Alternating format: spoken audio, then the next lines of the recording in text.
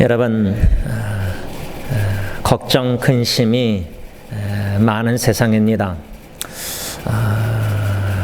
사랑하는 가족 식구들을 생각할 때도 또 앞날을 생각할 때도 우리 자녀손들 여러 가지 염려, 고민, 기도 제목들이 다 있으실 것입니다.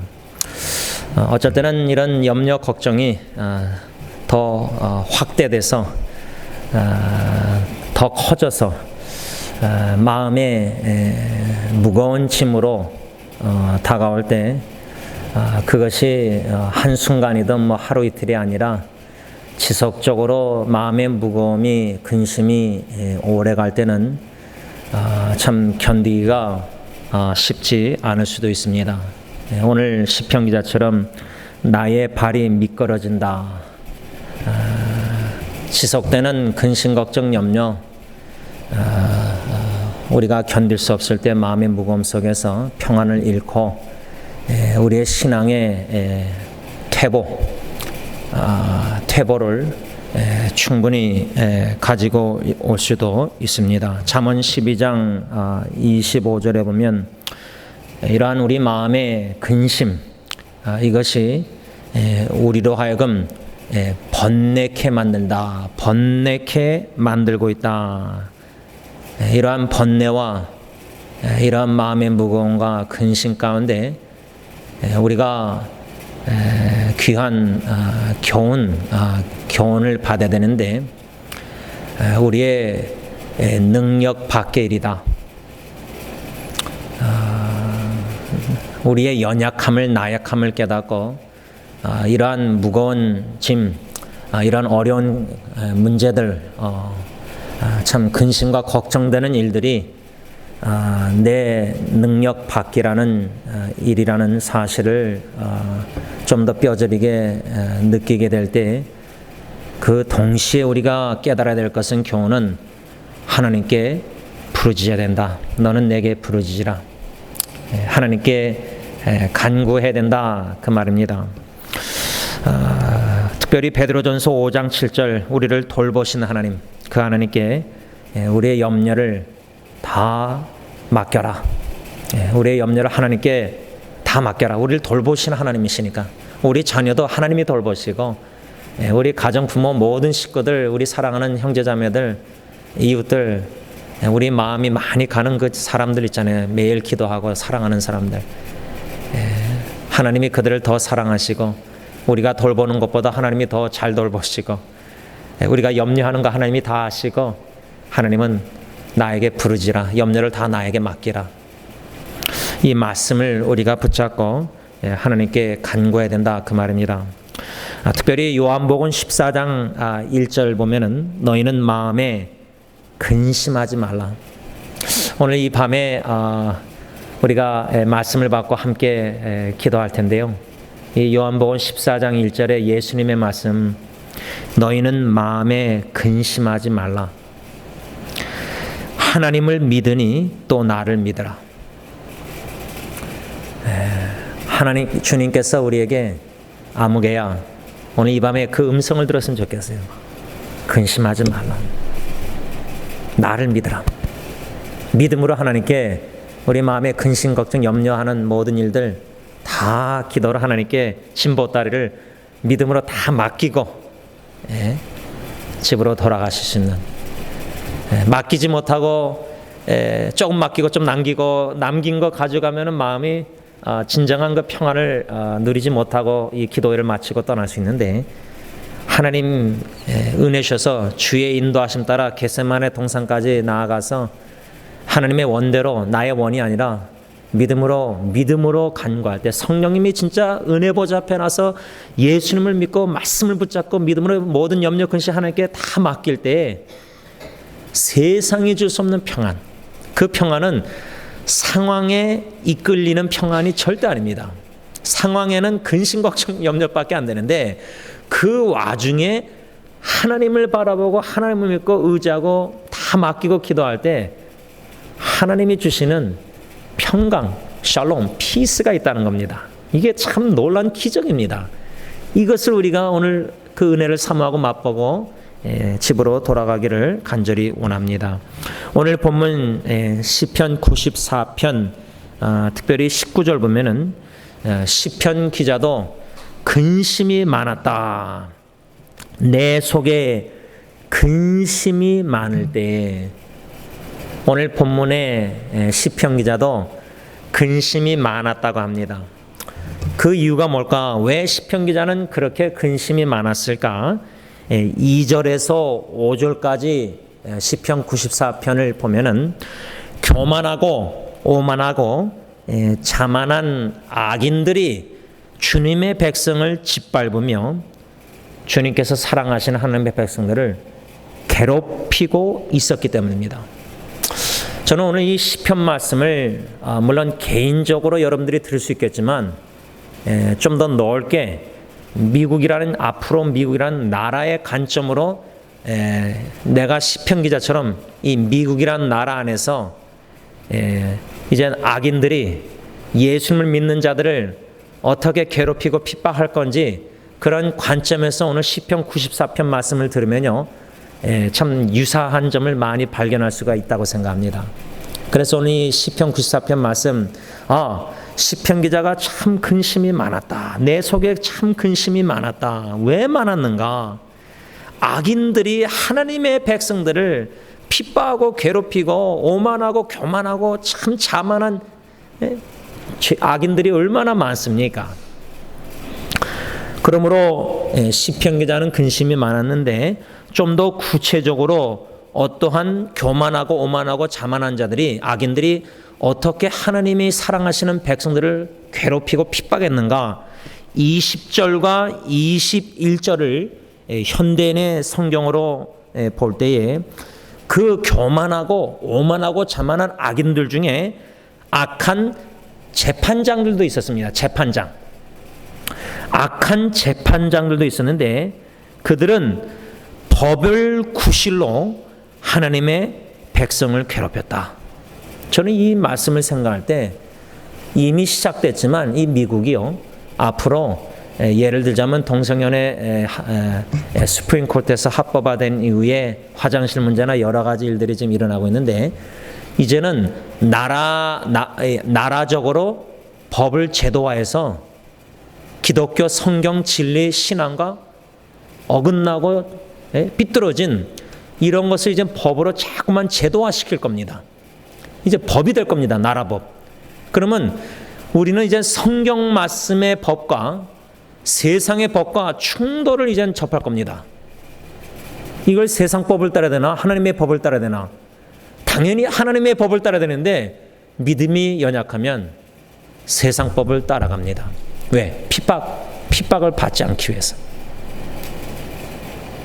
이젠 충돌합니다. 하나님의 나라와 사탄의 나라, 세상이 충돌하는 더 심화될 텐데, 악한 재판장들이 시편 기자 시대 때 법을 구실로 해서 하나님의 자녀 백성들을 핍박했다는 겁니다. 괴롭혔다는 겁니다. 선한 사람들을 해할 음모를 꾸미며 죄 없는 사람을 재판하여 죽이기까지 하였다. 그게 바로 시편 기자 시대 때 악한 재판장들이 범하였던 죄입니다. 하나님의 백성 선한 사람들을, 무고한 사람들을 죽이기까지 하는, 그러면서 4절 말씀 보면은 악인들은 그러한 죄를 범하면서도 자신들의 죄를 자랑하였다. 그게 교만한 오만함 자만함 아닙니까? 심지어 그들은 과부와 나그네들 고아들을 죽이며 살해했다. 진정한 종교는 야고보서 경고는 뭐라 했죠? 이런 고아 과부들을 돌보는 거거든요. 그게 성경적인 진리인데, 점점 이제 법적으로 나쁜 악한 교만한 사람들은 과부 고아 이런 나그네들을 더 괴롭히고 더 핍박하고 심지어 죽이기까지 할 거라 그 말입니다. 했다 그 말입니다. 앞으로 그럴 거고, 미국 같은 경우도 그렇죠. 그러면서 그들은 6절 7절 말씀 보면 그렇게 죄를 범하면서도 하나님께서 보지 못하시고 알아차리지 못한다고 말했습니다. 그러니까 하나님을 경외하는 마음이 전혀 없는 겁니다.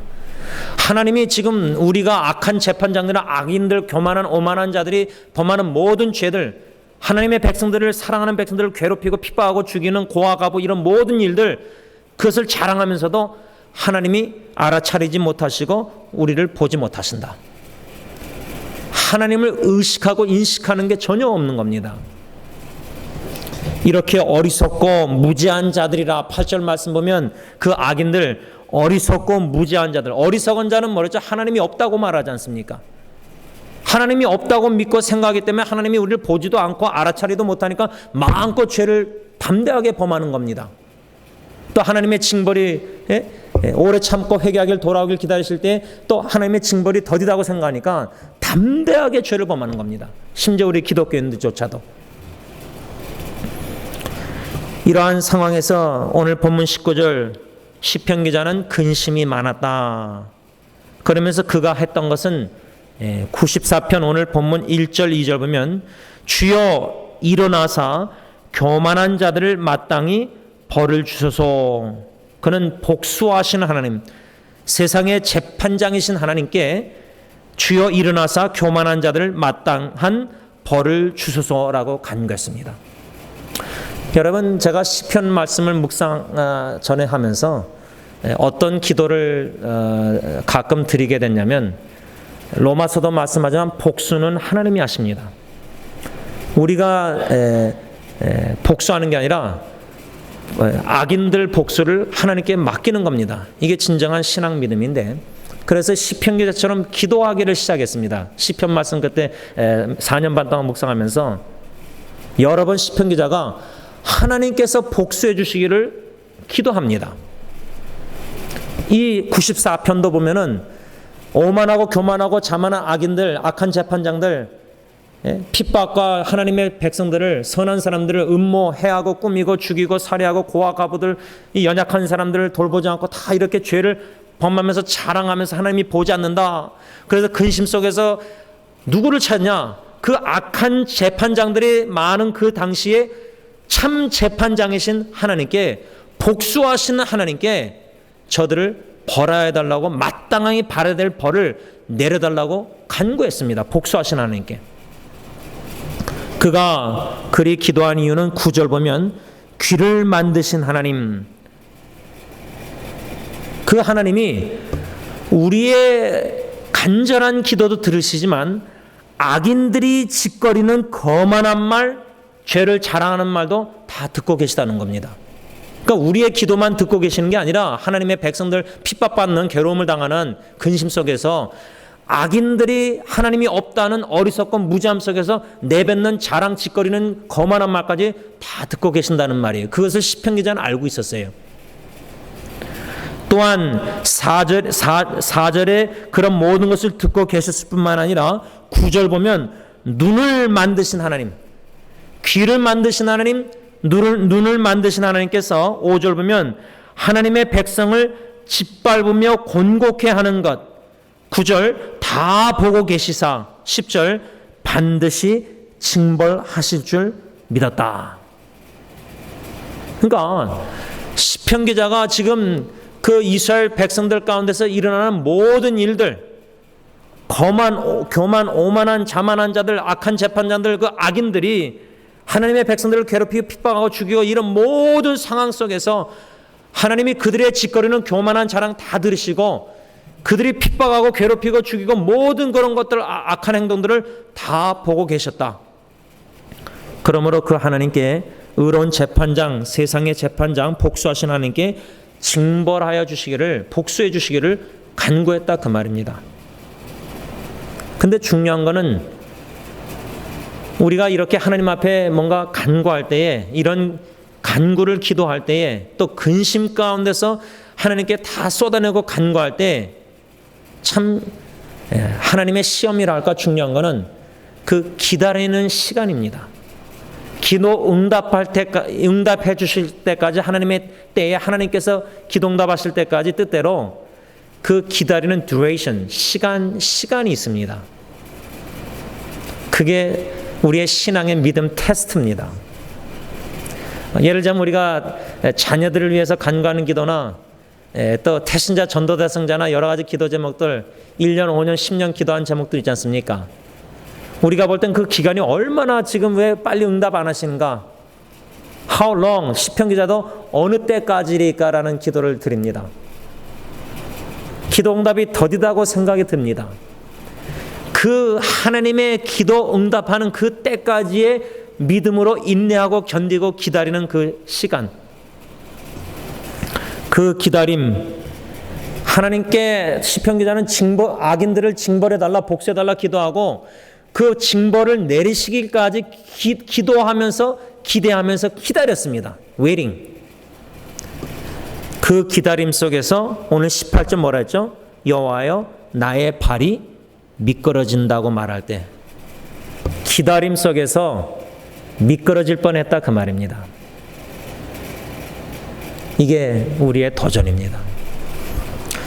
여러분, 많은 지체들, 형제자매들, 성도님들 언제 미끄러집니까? 언제 신앙에 퇴보라 할까? 언제 좀 마음의 낙심 속에서 기도해봤자 뭐 소용도 없고 이렇게 열심히 신앙생활 해봤자 하나님 내 기도 들어주시 않는 것 같고 하나님이 내 상황을 보고 계시지 않는 것 같고 건져주지도 않으시고 날 사랑 안 하시는가 봐.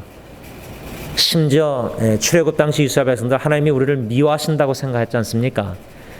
나는 그 정도까지는 아닌 줄 알았는데 진정으로 걱정, 의심, 염려, 고통, 괴로움이 너무 오래 지속되고 기도응답이 더디면은 스쳐가는 생각 속에 충분히 그런 생각을 할 수 있습니다. 그렇게 우리가 신앙이 좋은 게 아닙니다. 연약합니다.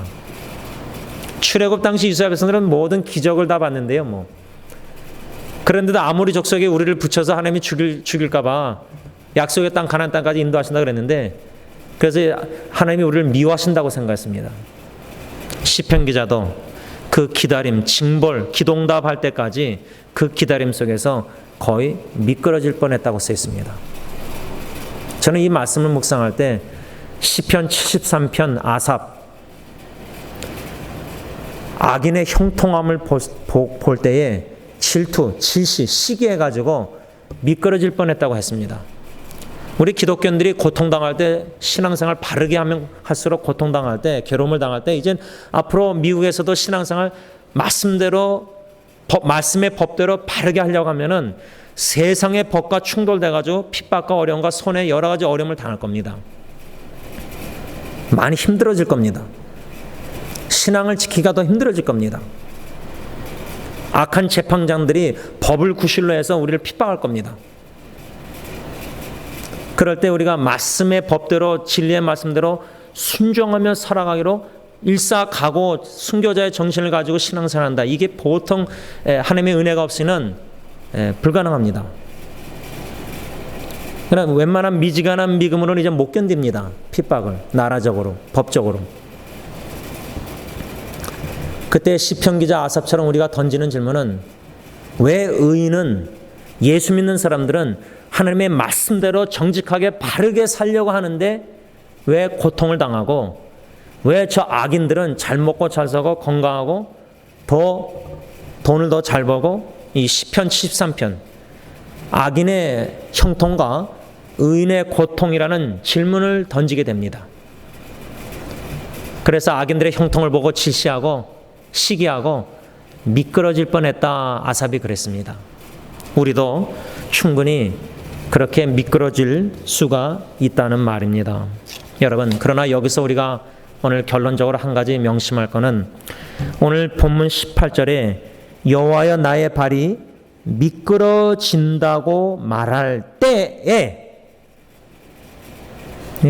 나의 발이 미끄러진다고 말할 때 그러니까 시편 기자가 이런 오만한 교만한 악한 자들이 악인 재판장들 이런 모든 핍박과 죽이고 여러 가지 이런 악인들의 모든 자만 교만한 소리 이런 걸 다 보고 듣고 하면서 거의 기도하고 징벌해 주시기를 복수하시는 하나님께 맡겼는데 기도응답이 아직 없고 아직도 악인들이 그렇게 날뛰고 막 핍박할 때에 거의 자기 자신이 스스로 인식한 게 뭐죠? 거의 미끄러진다고 말할 때에 자기가 얘기하는 겁니다. 그럴 때 18절 하반절 뭐죠? 주의 인자하심이 영원한 헷셋 신실한 언약의 사랑이 나를 붙들어 주셨다. 여러분, 하나님이 우리를 붙들어 주시니까 이만큼 신앙생활 하는 겁니다.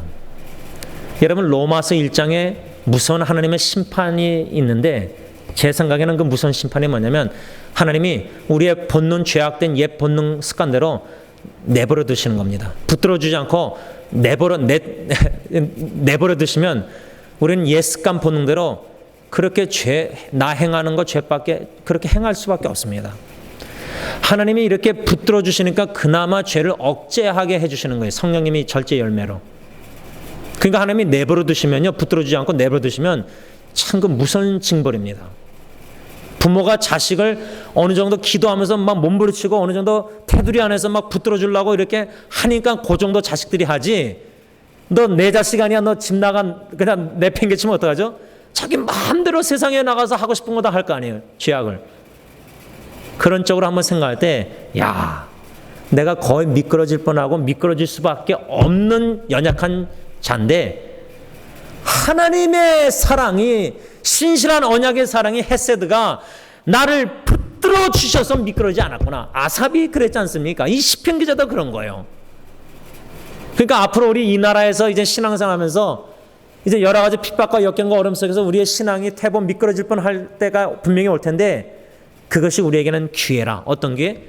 하나님의 영원한 신실한 사랑이 나를 붙들어 주고 계시다는 것을 깨닫는, 경험하는 좋은 기회라 그 말입니다. 마지막 두 번째 핵심 포인트는 19절에 내 속에 근심이 많을 때에, 이 타이밍이 중요합니다. 18절에는 미끄러진다고 말할 때에, 19절에는 내 속에 근심이 많을 때에 주의 위안, the Lord's comfort, 주의 위안이 내 영혼을 즐겁게 하셨다. 여러분, 이건 기적입니다. 어떻게 시편 기자가 그런 악인들 모든 핍박과 죽임 이런 모든 상황 속에서 영혼이 즐겁대요. 이거 경험해 보셨습니까? 여러분들 신앙생활 속에 현실적으로 육의 눈으로 지금 내 상황, 처한 상황 보면 구덩이에 깊이 빠져서 근심, 걱정, 염려, 우울, 괴로움, 너무나 마음이 힘든데 오히려 내 영혼을 하나님이 즐겁게 하시는 역사를 경험해 보신 적 있습니까? 즐거워서 찬양이 저절로 나오신 적 경험하셨습니까? 상황은 너무 힘든데 지금도? 이거 하나님의 놀라운 기적입니다. 제가 볼 땐. 어떻게 근심이 많은데 그 근심, 무거운 마음, 염려, 걱정, 근심이 가득 찬 마음, 그것이 돌이켜서 하나님이 주님의 위안, 위로로 말미암아 영혼을 즐겁게 하신다는 거예요. 많은 근심이 즐거움으로 바뀌는 겁니다. 상황은 안 바뀌었어요. 기도응답 아직 못 받았어요. 주님의 복수하신 하나님의 재판장의 징벌이 아직 없었는데 그 마음은 많은 근심 속에서 즐거운 영혼으로 바뀌었다는 겁니다. 언제? 근심이 많았을 때에. 오늘 기도하실 때에 마음에 근심이 많으십니까? 하나님, 주님께서 위로해 주셔서 내 영혼을 즐겁게. 여러분, 근심된 일이 많으면요, 인생의 가정, 자녀들 그러면 낙이 없습니다. 잠언에 우리가 이미 수요일마다 묵상했는데 우리 부모를 힘들게 하는 자녀들 그러면 낙이 없습니다. 마음이 무겁고 염려, 근심, 걱정 힘듭니다. 순종하고 지혜로운 자녀는 부모를 기쁘게 하는데 미련한 자식은 그렇지 않거든요. 그러니까 무슨 낙이 있습니까? 근심, 걱정이 가득 찬데. 그런데 오늘 이 밤 하나님 위로해 주셔서 주님이 친히 주님이 위안으로 위로해 주셔서 내 영혼을 즐겁게, 우리 주님의 즐거움이, 우리 하루하루의 삶이 즐거움이 있어야 됩니다. 그거는 무슨 환경적으로 사람에게서 오는 게 아니라 주님이 주시는 영혼의 즐거움이 있습니다. 누구를 섬길 때, 주님이 인도하셔서 누구를 섬길 때, 누구를 도울 때, 복음을 전할 때 주님이 내 안에서 성령님이 역사하셔서 순종하면은 주시는 기쁨이 있습니다. 그런 기쁨을, 영혼의 기쁨을 주님 주시옵소서. 또한 오늘 이 18절 말씀처럼 주의 인자하심, 미끄러질 뻔할 때 주님의 영원한 신실한 사랑이 나를 꼭 붙들어주고 계시다는 사실을 깊이 깨달아서 그 사랑을 느끼게 해주세요. 오늘 이 밤에 하나님의 사랑과 하나님의 위로 가운데 영혼의 즐거움을 맛보는 오늘 이 밤이 될 수 있길 바랍니다. 이 시간 우리 찬송가 365장